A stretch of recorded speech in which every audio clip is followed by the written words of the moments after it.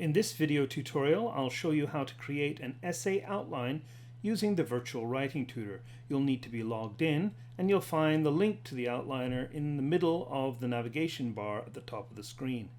Click on it, and you'll have a choice between the Opinion Essay Outliner, the Prioritized List Essay Outliner, and the Argument Essay Outliner.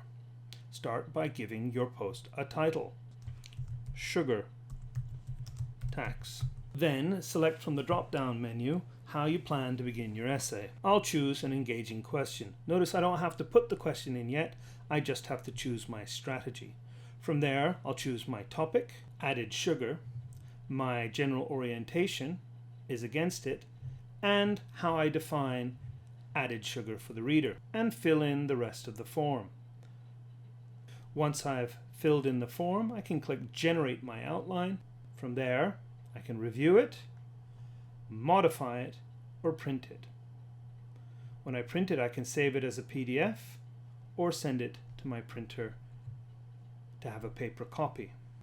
That's it. I hope you like the Virtual Writing Tutor's Essay Outliner tool. It certainly simplifies the task and leads students step by step through the process of creating a detailed, structured outline.